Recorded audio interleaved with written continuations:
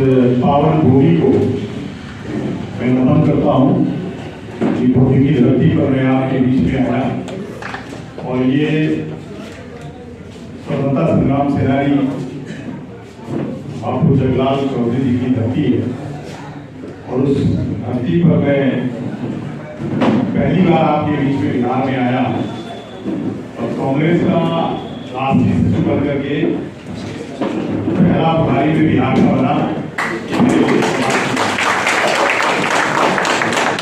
मैं अपना परिचय दे दूं, मैं सुशील कुमार दासी हमारा नाम है।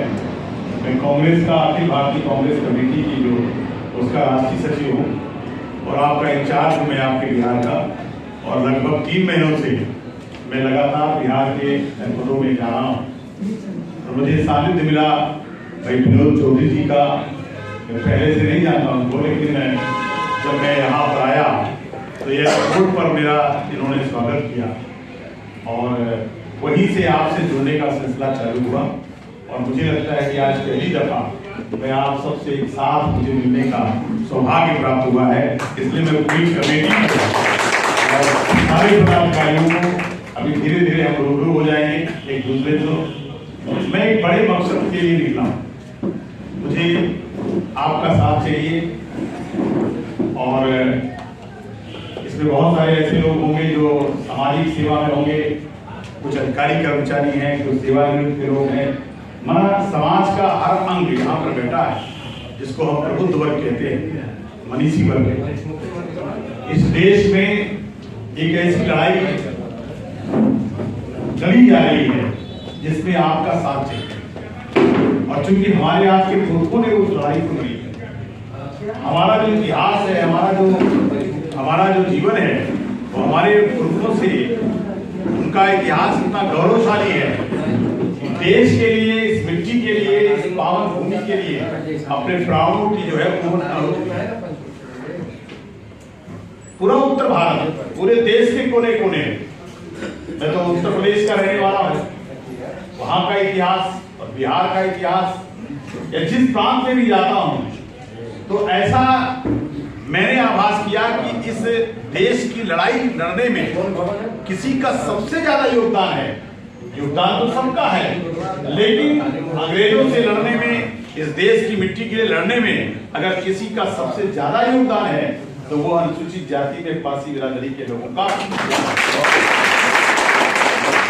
ये भावना पर आधारित, हम लोग भावना पर जो इमोशंस होते हैं उनको बहुत कदर करते हैं। 1857 की जो लड़ाई है वो किसी और ने नहीं लड़ी है, वो 1857 की लड़ाई हमारे महापुरुषों ने लड़ी। अंग्रेजों से जब लड़ाई लड़ने का नंबर आया तो किसी और ने नहीं लड़ाई लड़ी है। गांव के गरीब किसान मजदूर जिनको हम आप कहते हैं वो हम ही आप लोग थे, जिनको राजा रजवाड़ों के उसमें नहीं रहते थे, किसी के गुलाम नहीं हुआ करते थे। आजादी के लिए अगर अंग्रेजों ने लगान बढ़ाया तो लगान को कम करने के लिए या देश की आजादी में जनता को कैसे, किस तरह से उसको हक मिले, उसके अधिकारों को लेकर कैसे हक मिले। जैसे उत्तर प्रदेश में आप जानते हैं कि आपके मदारी पासी जो एका आंदोलन चलाते थे, गांधी जी की तरह टोपी पहनते थे और बहुत पढ़े लिखे नहीं थे, इसके बावजूद वो जो है पूरे उत्तर प्रदेश में अंग्रेजों से लोहा लेते थे। और उन्होंने कहा कि जब तक इस देश में अंग्रेज ये लगान कम नहीं कर देंगे हम इस आंदोलन को खत्म नहीं करेंगे। और इस देश में अंग्रेजों को झुकना पड़ा और उस एका आंदोलन के कारण जो है, जबकि अंग्रेजों ने कहा कि जहां कहीं मदारी पासी दिखाई पड़े उनको गोली मार दी जाए, उनको पकड़ लिया जाए, तो रात रात मीटिंग करते थे। और किस लिए करते थे? तो देश के किसानों के लिए, देश की आजादी के लिए, देश के लिए, देश की स्वतंत्रता के लिए। ये हमारा गौरवशाली इतिहास रहा है कि हमने लड़ाई जब भी लड़ी है हमारे लिए देश सर्वोपरि होता है, देश की मिट्टी सर्वोपरि होती है और उसके लिए हमारे महापुरुष कुर्बान होते चले गए। वीरांगना उदा देवी पासी जो सिकंदराबाद की, जहां पर उन्होंने 36 अंग्रेजों को मार गिराया। मक्का पासी उनके जो पिता, उनके जो पति थे, उनको भी अंग्रेजों ने मार दिया। लेकिन उस समय उस महिला ने जो है अपने घर गृहस्थी को छोड़ करके और सेना में भर्ती होकर के जो है अंग्रेजों से लोहा लेने का काम किया। और आज सिकंदराबाद में उनकी बहुत बड़ी मूर्ति लगी हुई है।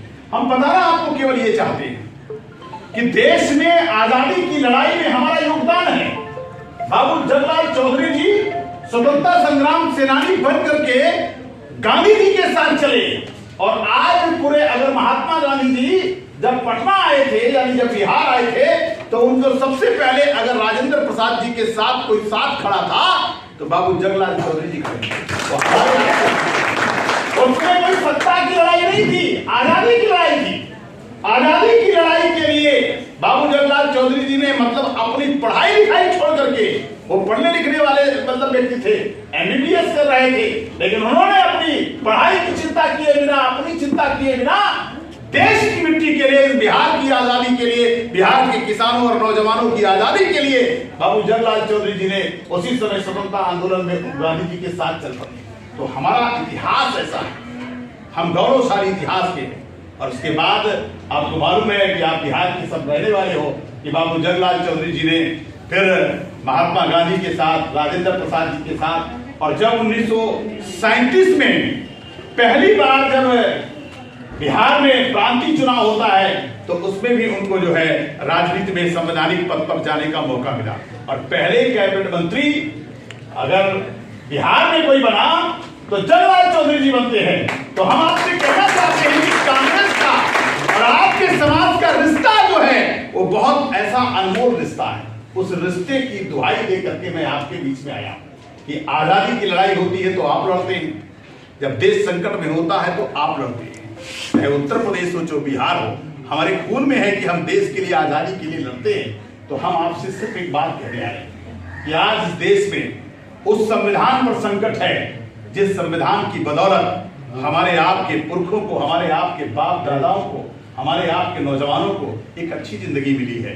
बैलगाड़ी वाला देश था, हम उठ बैठ नहीं सकते थे, हम खा नहीं सकते थे, हमको रियासत और शासन की तो बहुत दूर की बात है, हमको शिक्षा से वंचित किया गया।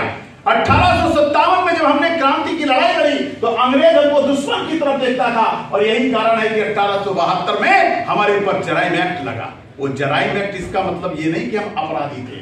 लोग कहते हैं वो अपराधी एक्ट है, ये जराइम एक्ट है जो अपराध करने वाली कौम थे ना। हम 1857 में लड़े थे और बिना किसी शासन के लड़े थे, बिना किसी ताकत के लड़े थे। तो अंग्रेज कहते थे ऐसी कौन सी कौम है भाई जिसके पास संसाधन नहीं है, जिसके पास, लेकिन जिगर हमारे पास था। हम निडर लोग होते हैं, हम लोग कुछ भी इस देश के लिए कर जाते हैं। और इसलिए अंग्रेज अगर किसी से इस देश में अगर थर-थर कांपता था तो इस पासी समुदाय के लोगों से। हमारी विरासत है, हमारी विरासत है। इसलिए हम आपसे कहने चाहते हैं कि जब जब इस देश पर आन बान शान पर कभी चोट पहुंचाने की कोई हिम्मत करता है तो ये हमारा गौरवशाली इतिहास की धरोहर, मैं आप सबसे कहता हूं कि आप सबको खड़ा होना होगा। और इसलिए खड़ा होना पड़ेगा कि देश आज संकट में खड़ा है, आज संविधान पर चोट है। हमारे संविधान की बदौलत हमारे बाप दादाओं को, हमारे लोगों को पढ़ने का मौका मिला, छात्रवृत्ति मिली, छात्रावास मिला। यहां से हम शुरू करते हैं।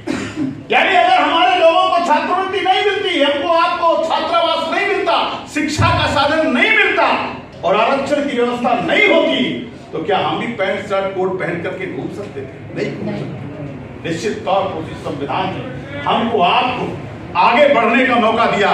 किसी को आईएएस बनाया, किसी को आईपीएस बनाया, किसी को लेखपाल बनाया, किसी को अध्यापक बनाया, किसी को डॉक्टर बनाया। और अब हम आप अपनी अच्छी जिंदगी जीते हैं, वो इसलिए जीते हैं क्योंकि संविधान